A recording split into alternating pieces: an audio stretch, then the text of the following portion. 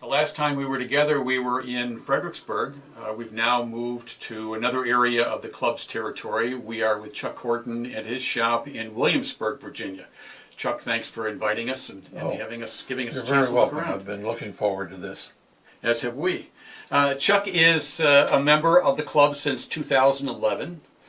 He is also the editor of our newsletter, and anyone who has been reading the newsletter over the last few years, I'm sure you would agree that it has certainly matured under Chuck's tutelage. So we have a very nice newsletter. Thank you very much. Thank you much. For those of you who have small shops, you might be particularly interested in Chuck's. Chuck's shop is roughly 12 by 12. And the 144 square feet of floor space has been cut almost in half because of the equipment that's in here. Yet Chuck has as much equipment and has the capabilities of doing everything in this shop that a large shop has. And he's taken some very creative approaches to it. So it's going to be particularly interesting to look at this shop. How long have you been turning? I don't know exactly. The very first thing I turned was when I got the shopsmith, just to figure out what it was and how it worked. But at that time I had no knowledge of turning other than to have seen a few bowls. I didn't have a way of sharpening tools and didn't necessarily know you had to sharpen a tool. So I set it aside for years and just did flat work. And then as I began to approach retiring, I had thought about the pretty bowls I'd seen in Hawaii, where we lived for a few years, and said, boy, I'd love to make some of those someday. And so thus I started the turning journey probably sometime around 2000, 2002, something like that. And for several years the shopsmith was the lathe, because I wasn't really sure while I liked it well enough or wanted to invest the effort and time to become a wood turner. But the more I did, the more I liked it, the more the appeal came to buy a lathe and buy more tools and buy more tools and add things in, and then the shop shrank and shrank and shrank. So what Stan videoed earlier is the culmination of about 34 years of evolution, because when we bought the house, we loved the possibilities it had, particularly the woods in the back. But this was a crawl space. The door was there. That's still the original door. But this was rafters with insulation, a single wire bare bulb for light, and a hard clay dirt floor that sloped from inside the further in down to about 6 inches below the foundation level. And I figured after a while of living here and getting sorted out that, by God, that would make a very nice home shop. So I dug it out, filled in the backyard a little bit, hired a contractor to put in a concrete floor and knee walls so that the dirt didn't crumble out from underneath the foundation, and commenced building and evolving a shop. So for many years it looked a lot different. It had more cabinets or less cabinets. The cabinets over there were there, but these were open space. And I had a radial arm saw and an old antique bench saw I never did anything with. I eventually sold the radial arm, gave the bench saw back to my brother-in-law, who I got it from, and then built the bench for the lathe and expanded to an actual honest-to-goodness lathe. Do you have a favorite turning? You've developed all these years. Do you have a favorite thing that you like to turn? Or I mostly make bowls, and I'm still searching for the perfect shape. I'm looking forward to the challenge later this year where we turn to a template, and I've started playing with templates a little bit. But I kind of like the double OG shape.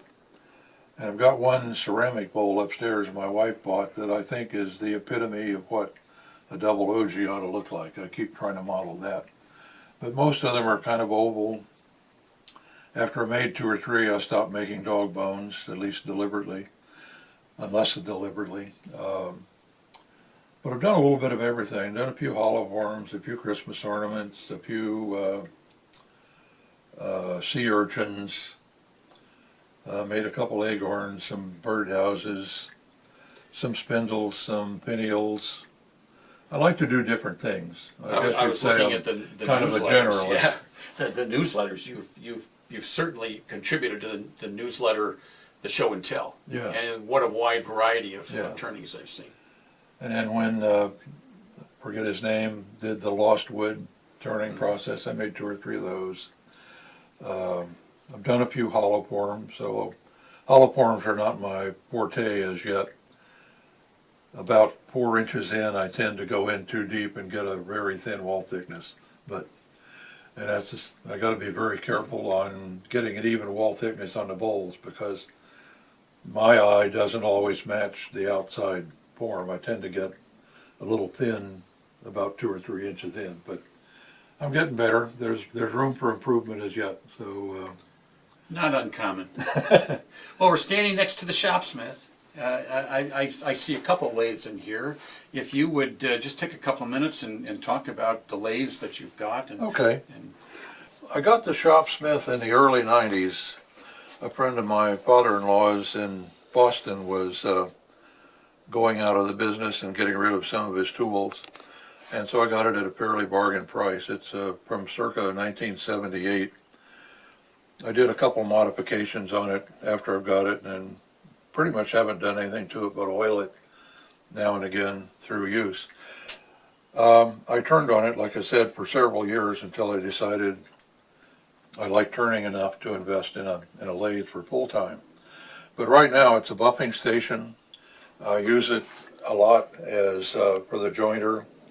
Once in a great while I'll put on a blade and actually saw something on it, but it also serves as a very good sanding station. It makes a very nice disc sander. So the board you see in the background is one of the first things I made once I got the lathe, or the shopsmith. I do have a bunch of face plates and other accoutrements to make it work. It isn't the world's best lathe because the tailstock actually sits on, this is actually what passes for a tailstock. That's sort of a Morse taper that fits in there, but there's a little flex in this, so it's not as rigid as a real lathe would be. But it does give you a fairly long distance if you want to turn a long spindle. The one drawback it has is the minimum speed is about 700-ish. I don't know exactly.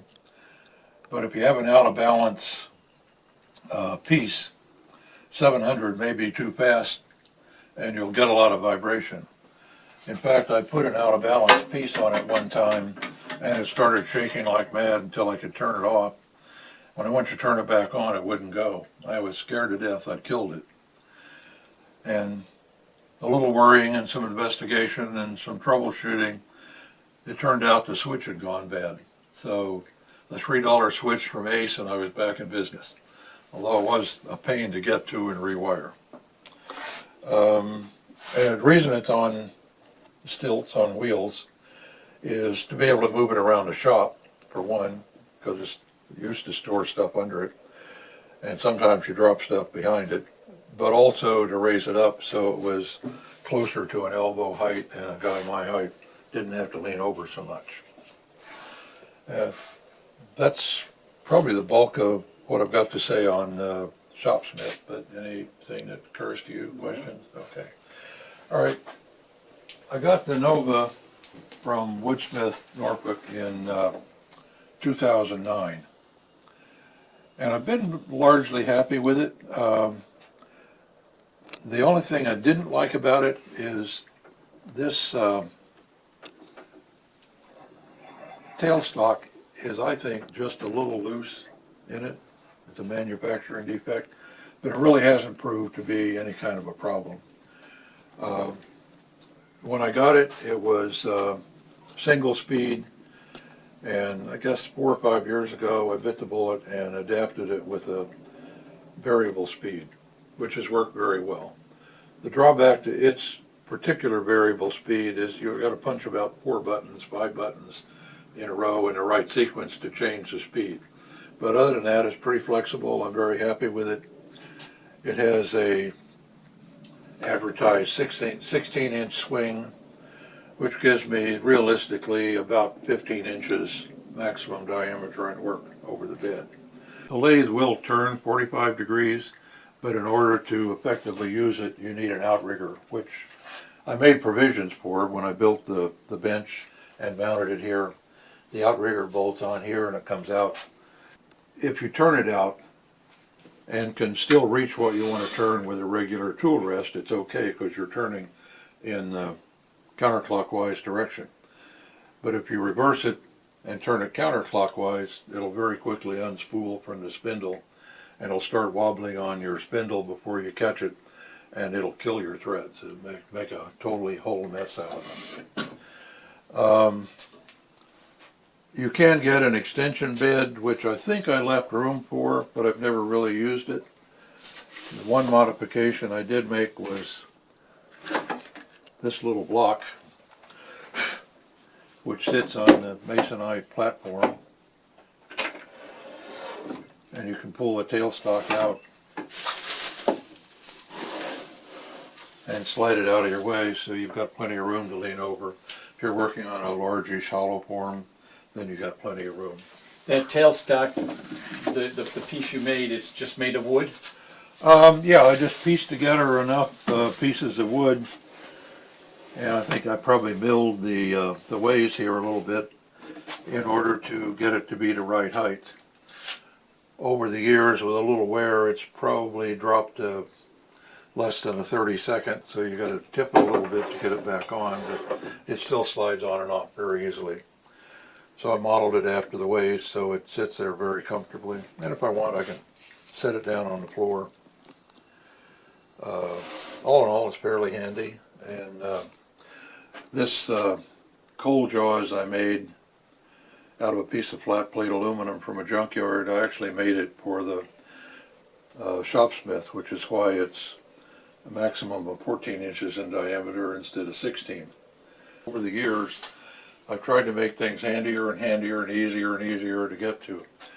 This is a magnetic bar from Harbor Freight, which has been really handy to keep chuck keys and measuring, rulers, depth gauges, hex wrenches, fittings for the drills.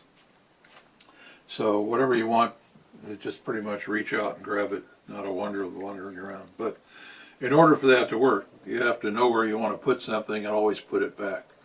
So I spend probably 10% of my time putting stuff back where it belongs once I've used it. And then you probably have noticed I've got a bunch of measuring tools here that are quite handy, easy to access. I probably used the calipers and this gauge and this caliper more so than about anything else.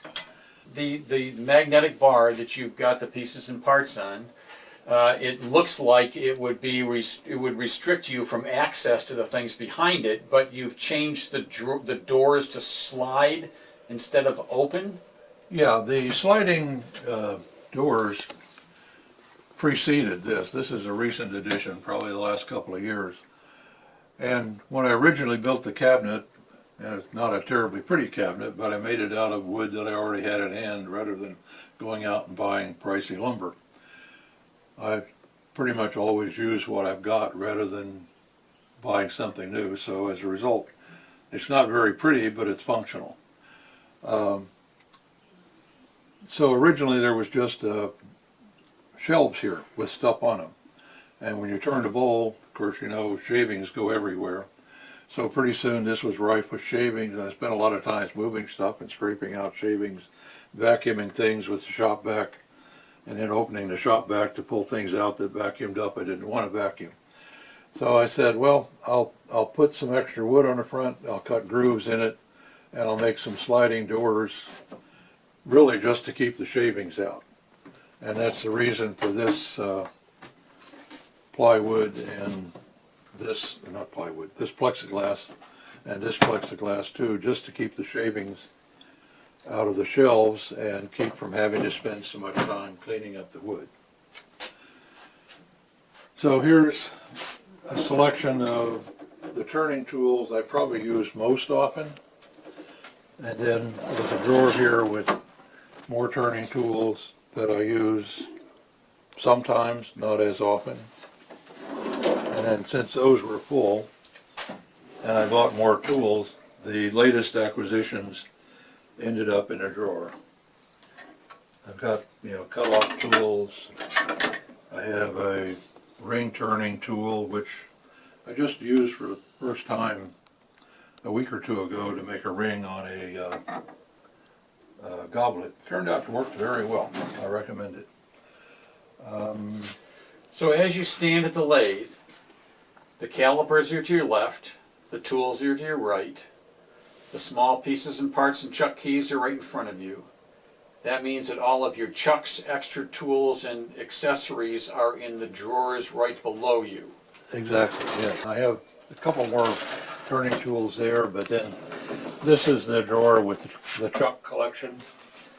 So even in the back there, there's a small tool jaws and some more turning tools.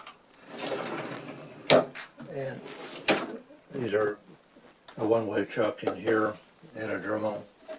So everything is at your And in disposal. the bottom is a selection of tool rest, which makes it very easy to just reach down and swap out a tool rest. Also got various drives in there.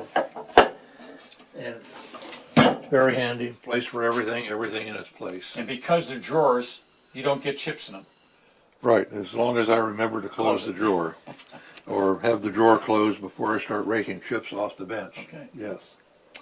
And then you said you wanted to talk a little bit about sharpening? Is that Yeah, a I'm good curious time for what you use for sharpening your tools. that? All right, when I figured out that I needed a grinder, I went to the friendly local woodcraft store and bought the grinder with the gray friable wheels.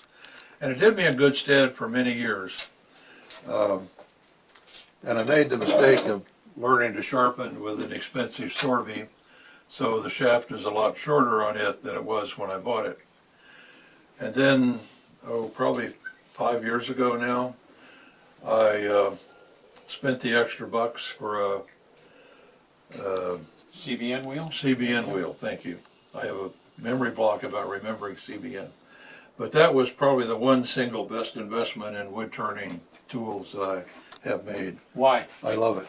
All the rest of the tools,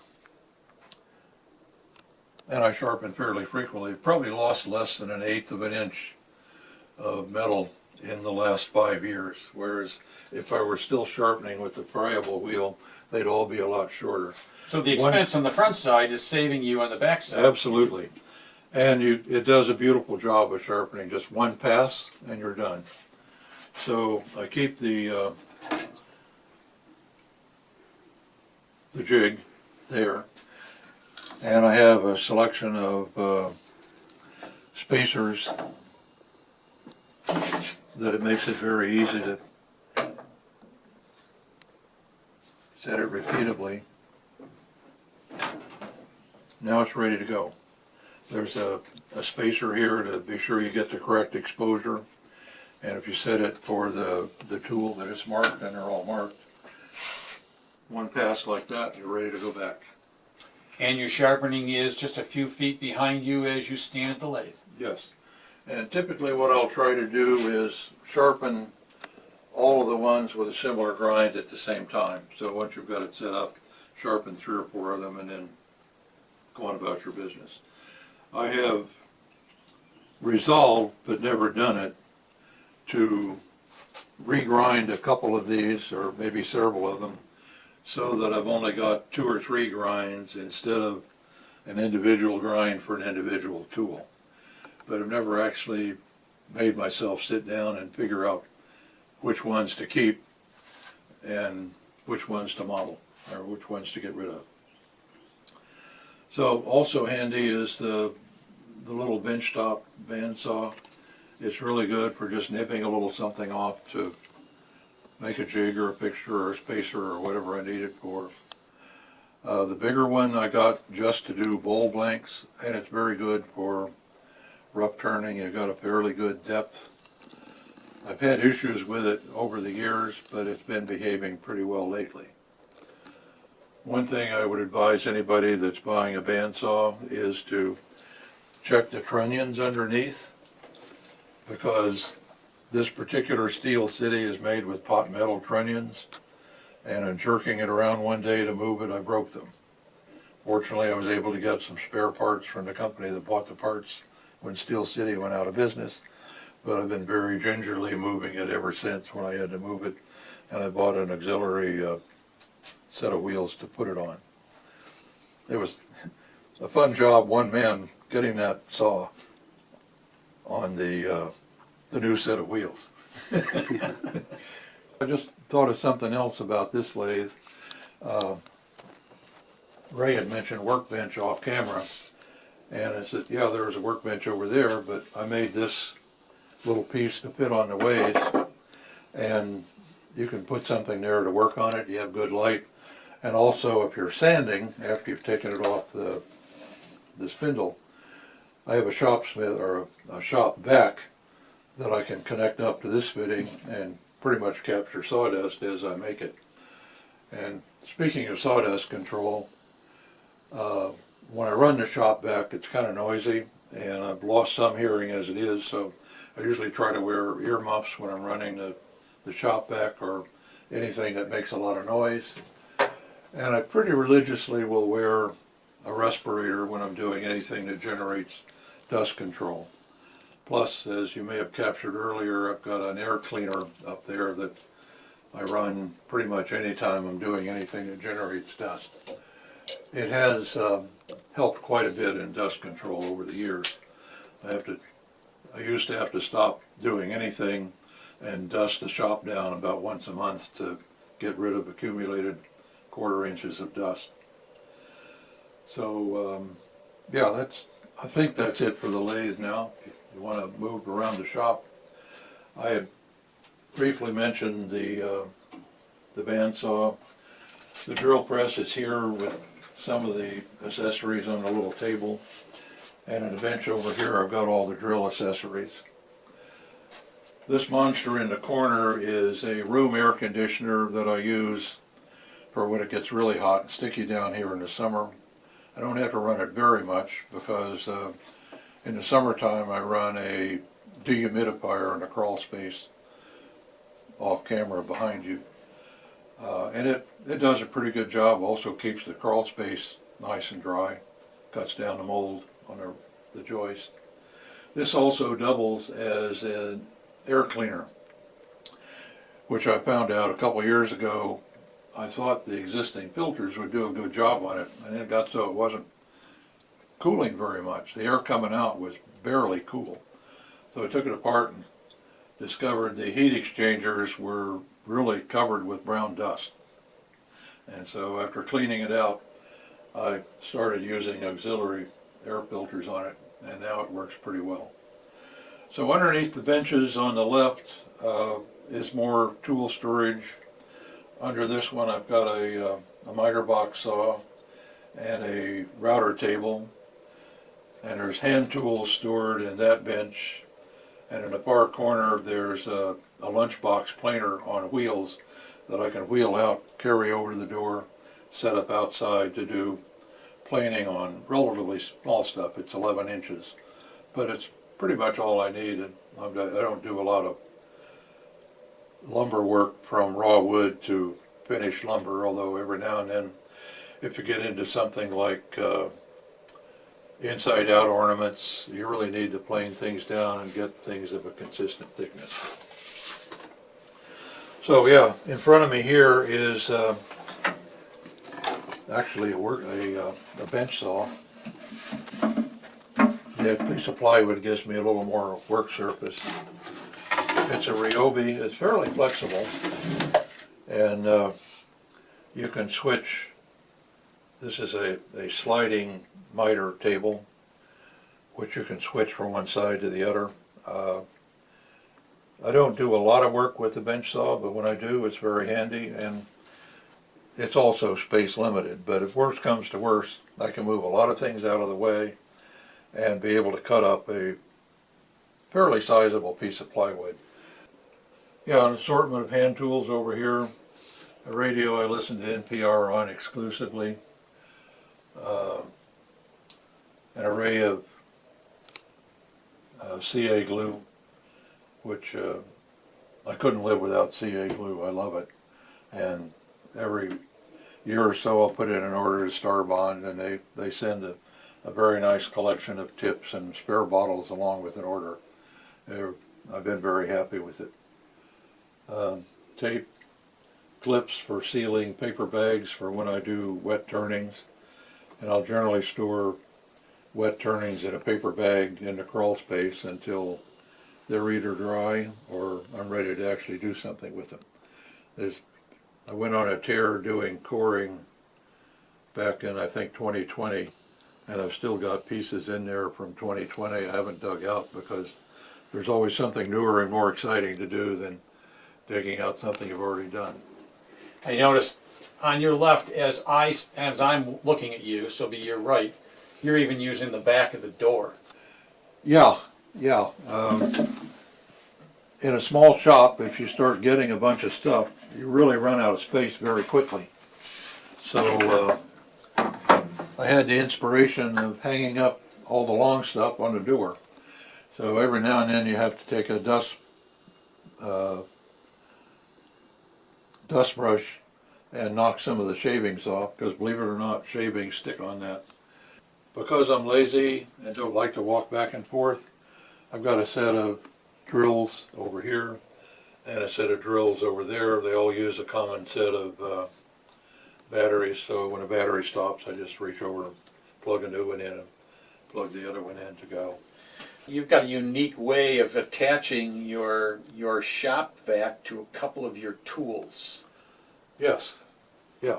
You want to? We'll just talk about the shop vac. Sure.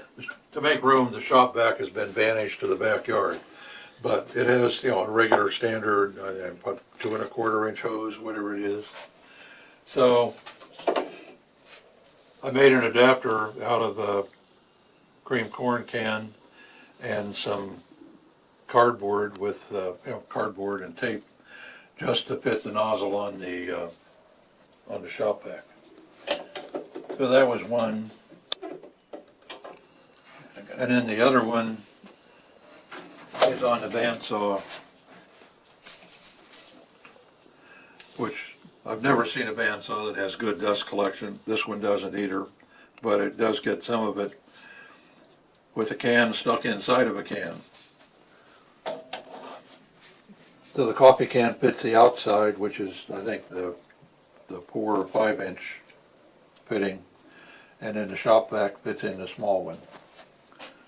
And then, as you might have seen this before, this is a little platform with a nozzle on it and a head that adjusts. And usually the shop vac sits here, and I just run the hose around and back to collect the dust when I'm sanding a piece. So in 144 square feet, you have 2 lathes, 2 bandsaws, a jointer, a planer, a chop saw, a router table, a table saw, And plus, a drill press. and a drill press, plus all of the accessories that you need Yes. to operate those. Yes. The one thing I don't see is wood storage. Well, there is some sort of dormant wood storage under here for flat stuff. There is ready wood storage outside. I've got several tubs in a shed that have different wood I've collected over the years and never gotten back to, and then several logs in the backyard that are awaiting processing. I did collect some pecan probably about 3 weeks ago, and I did get busy and cut it up into pieces to make boxes or spindles out of, and stored it up here. And I had some other that I've kept from different times. So anytime I get a whim to make something of an odd size, I can generally look around and find a piece of wood to make it with. Well, Chuck, this has been very educational. Okay, Fascinating. thank you. I really appreciate this. You have given us a tour of a complete shop, and I don't think you've moved more than 4 feet from the state where you are. True, yeah. If anyone has any questions, do you mind if we share your contact information? Oh, not at all. I'm happy to. And if I get erroneous email, I dump them right to trash anyway. But yeah, I'm happy to share answer questions, give suggestions. Somebody wants to come by and visit more in depth or see something, send them by. Well, if you want to contact Chuck, his phone number is in the club roster, and the email address is annchuck, it's ANNCHUCK, at cox.net. Thank you again. Okay, yeah. Appreciate it. Glad you guys could come by.